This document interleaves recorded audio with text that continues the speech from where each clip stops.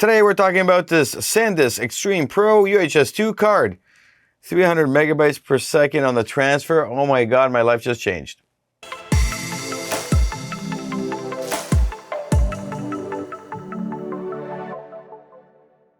Welcome back to another video. My name is Nikos. Today we're talking about this SanDisk Extreme Pro UHS-II card. It is 300 megabytes per second on the read and 260 on the write. And what can I tell you other than amazing? The speed that is.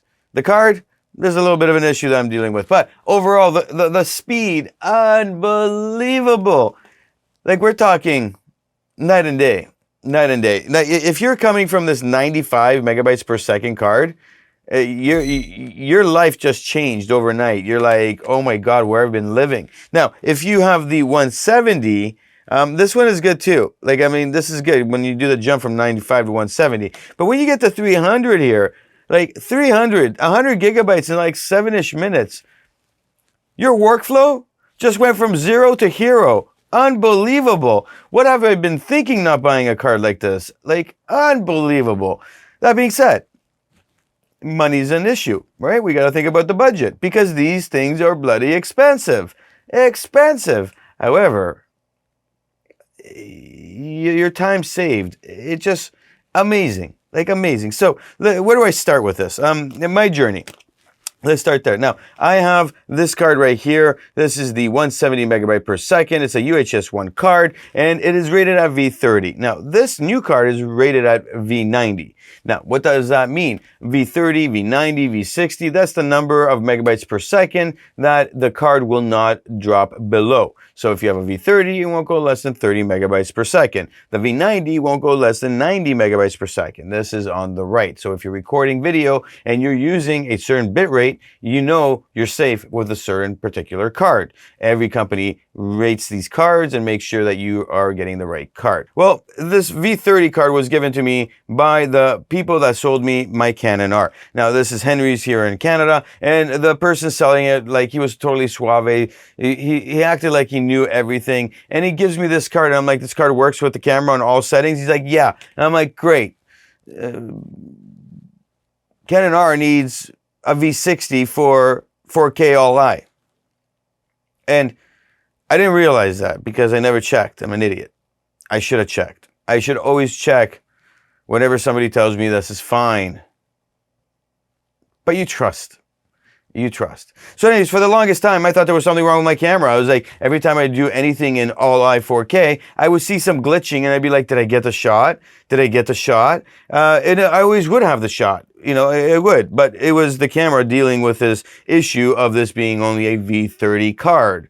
So you need at least a V60. Now, at the same time, whenever I was taking photos, the buffer would take forever. Once you jump up to one of these newer cards, the buffer, man, it's almost like you don't need it. 5 seconds, all the cards are loaded, you're good to go. It's running at a good speed, and this is where we're at with this. So I was looking at cards, and I recently had one of my V30 cards fail, and thank God I wasn't on a shoot or anything, but I managed to get it to work again. I had to do 2 long formats, and it worked, and now SanDisk is going to be taking care of sending me a new one, just because peace of mind, if of anything. I think the card's fine, but I think there was just a glitch when I was just moving data over. So who knows what happened. And at that, I was thinking about it, and I'm like, you know, with everything that was happening with the camera, I was like, maybe I should get at least a Canon R6 or something, so I have another one just in case something happens. And I was planning on doing it maybe in Black Friday or something. So I was like, maybe I should just go buy another card. And when I saw the pricing of these on sale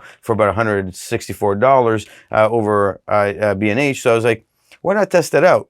Testing it out might be a good thing just so I can buy one card now, maybe one at the beginning of next month or something, and then by Black Friday buy the new video camera. So at the same time, I had to buy one of these Prograde UHS-II dual SD card readers so I can read the new card. And as such, you know, I was kind of like, okay, maybe I should just start focusing my energy on the new stuff and be looking forward for everything that's coming. That being said, why would you want to buy such a fast card? Well, firstly, you're looking at it in terms of your requirements of your system. If your camera needs higher bit rate, then you need it.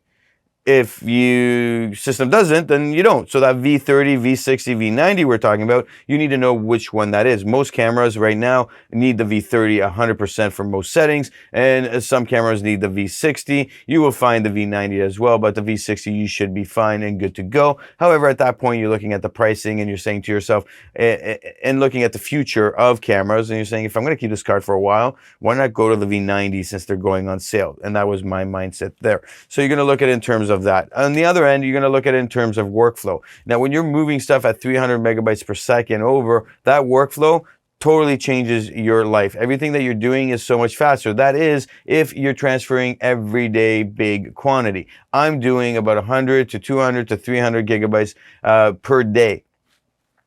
It's a lot of minutes. If we do 3 of those, like just 3 times a day transfer to do 3 different videos, that's like a half an hour of waiting around, right? So if you have a team and everybody's doing, like, that's a lot of money you're spending on your team, kind of thing, paying them for time they're just sitting there. Now, that being said, you do other stuff at the same time, but still, time is money, and we calculate that into our equation. If you're just doing once a week, you'll see the difference, but it's not going to be life changer. It's going to be like, okay, great, it works faster. That's it. Every day though, change your life. Change your life. Now, overall, the expenses do go out because you need to see the new SD card readers, and of course you're going to want to buy 2 of these for backup. Eventually you want 2 of them whenever you're doing anything, so the expenses do go up. Now, with this particular card, I did find some issues as well. I'm going to be running you through the numbers, and I'll point those out as we go. So let's jump into the numbers.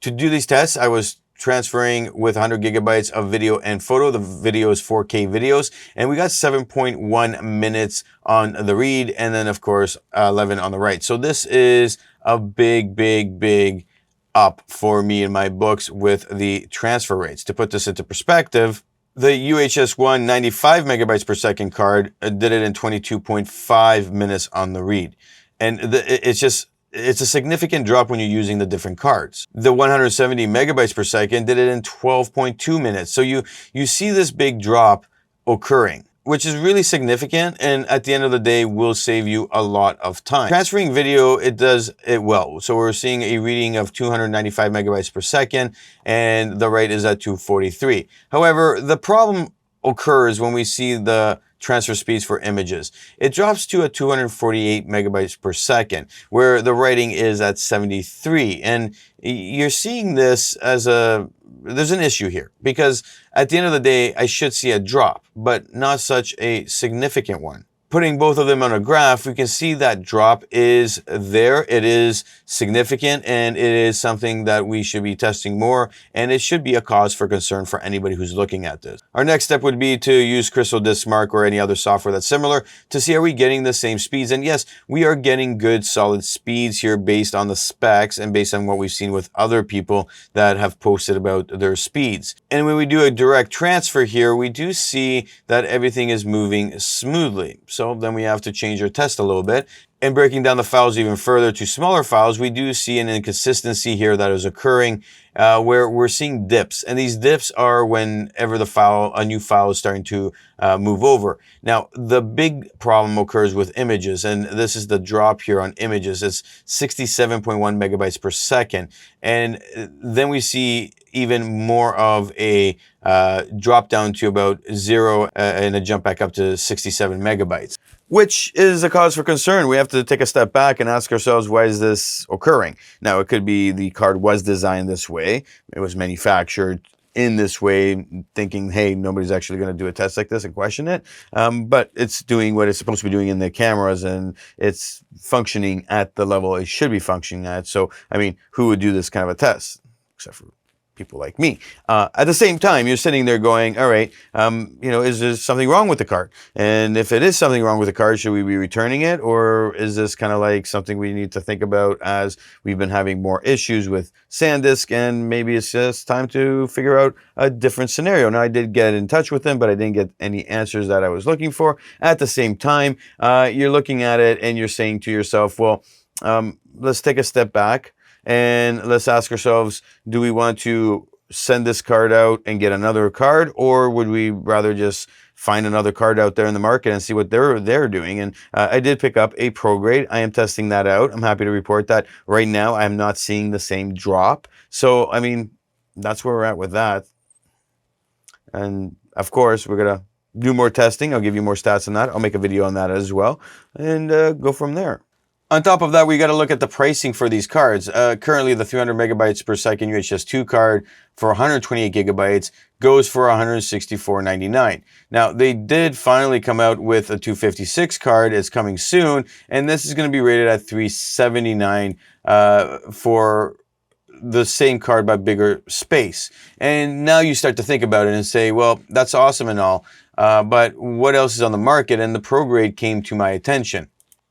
Now, the Prograde is selling for $249.99 for 256 gigabytes. And, you know, you question, why is it so cheap? This one is running at 300 megabytes per second and 250 on the right. So a little bit slower, but it's 256 gigabytes. And the rest of the card is the same rating. So then you have to question, you know, do I have to do my tests on this as well? They do have other cards that are V60, but this one is rated at V90, which is what you would want. Now, is it worth the money overall? Yes. Are you going to notice this issue unless you're testing for it? Probably not. And that's where I'm just thinking to myself, well, maybe I'm overthinking it, and maybe, you know, maybe it's like a little bit too much of the Nico going into that land of pickiness and perfectionism and all that. So taking a step back, people would normally not notice this, especially if you're not buying another card to test. And I have the other card, so the Prograde is working and it looks like a solid card. I'm going through,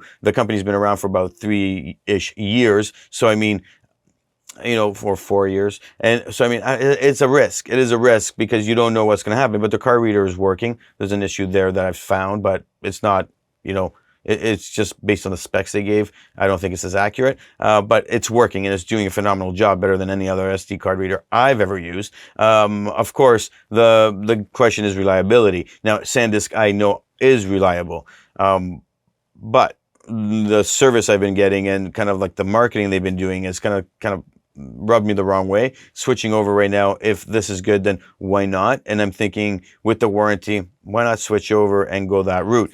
So overall, what do I think about this card? And would I be keeping it if I didn't get the Progrades? Yeah, I would probably be keeping it, but I would probably either be returning it and getting another one, or contacting SanDisk to send me another one and replace this one, just to make sure that there's nothing wrong with this card. At the same time, it does the job. It does everything great. Totally worth the money, in my opinion. Will the prices come down? I've already noticed they're starting to come down over the last 6 months that I've been looking.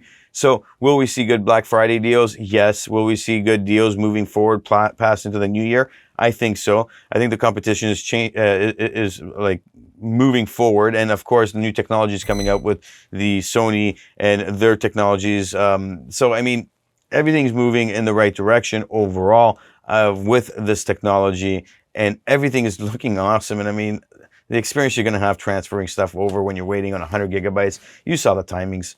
Night and day. So that's my 2 cents on this. Leave your question, comments, concerns, discrepancies below, and we will chat again. And don't forget, check out these 2 videos.